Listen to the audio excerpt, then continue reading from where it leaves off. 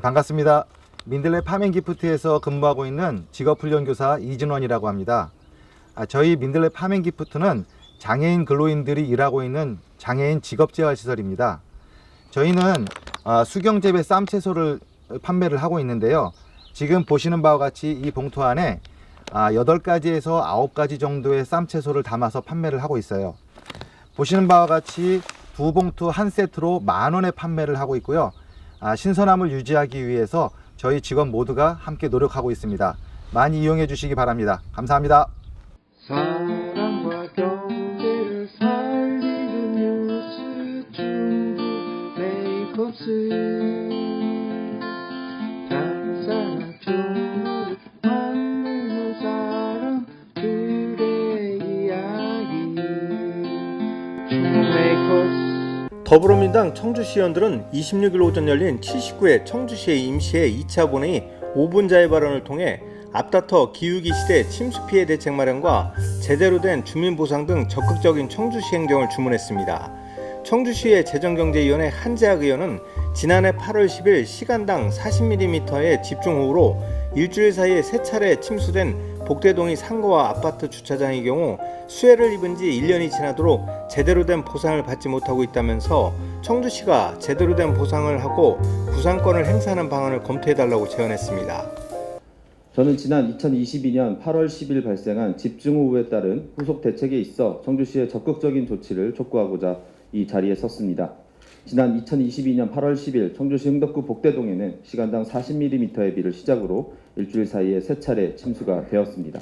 보시는 바와 같이 상가는 물론 상가 앞 아파트 주차장 입구까지 물이 차 주민들이 불안에 떨었습니다.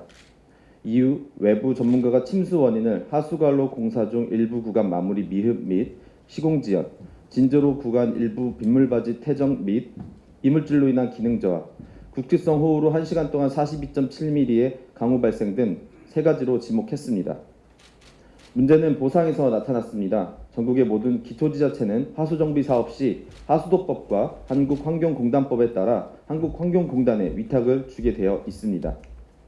하수정비 사업 주체인 청주시도 한국환경공단에 발주를 넣었고 한국환경공단에서는 입찰을 통해 유진건설에 해당 공사를 시행하게 했으며 유진건설은 KJ건설에 하도급을 주는 형태로 하수정비 사업이 실시되었습니다.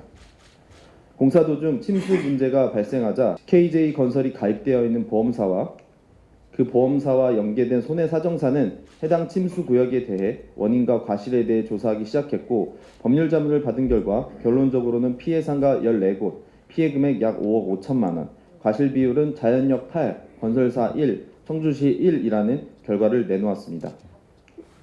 하지만 본 의원이 주민들의 의견을 받아 청주 소재의 손해사정사를 통해 법률 자문을 받은 결과 피해 상가 14곳, 피해 금액 약 7억 2,300여만 원과 과실 비율 자연역 2, 건설사 4, 청주시 4라는 결과를 받았습니다. 문제는 청주시가 이 과정에서 소극적으로 대처하고 있다는 점입니다. 본 의원은 청주시 기획행정실 정책기획과 의회 법무팀에 해당 내용에 대한 청주시의 법률 자문을 요청했습니다.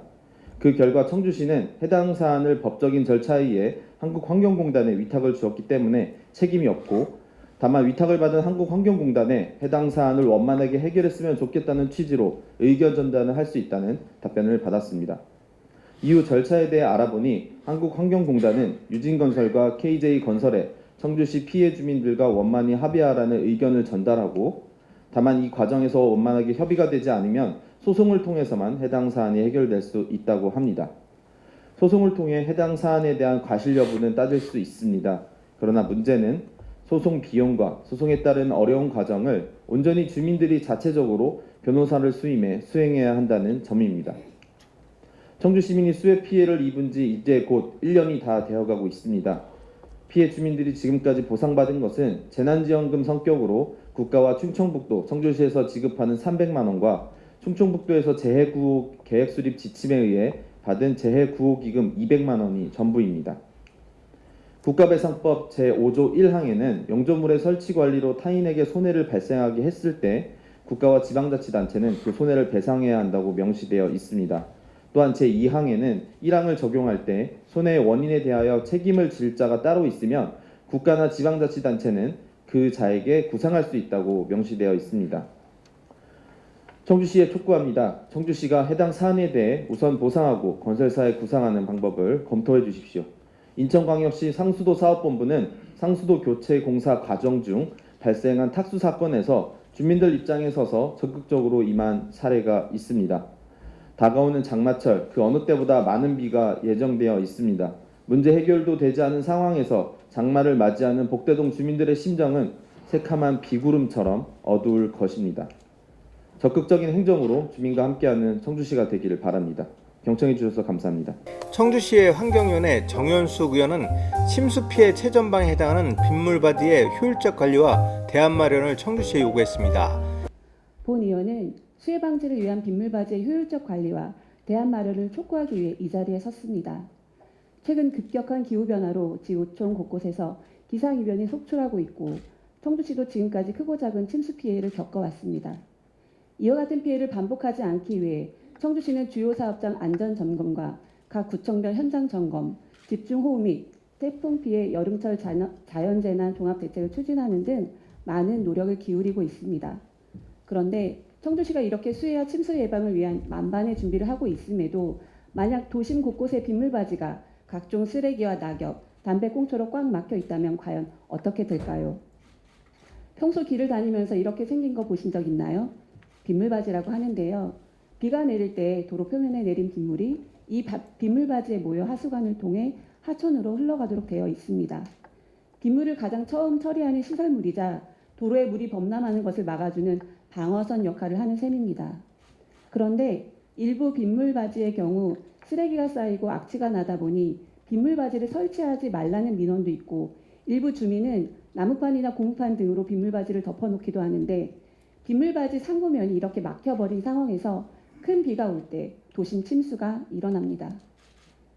국립재난안전연구원에 따르면 빗물바지가 3분의 2 막혀있을 때 침수되는 높이는 막혀있지 않을 때보다 2배 높은 것으로 나타났고 완전히 막혀있을 경우엔 그렇지 않을 때보다 무려 6배나 높은 것으로 밝혀졌습니다.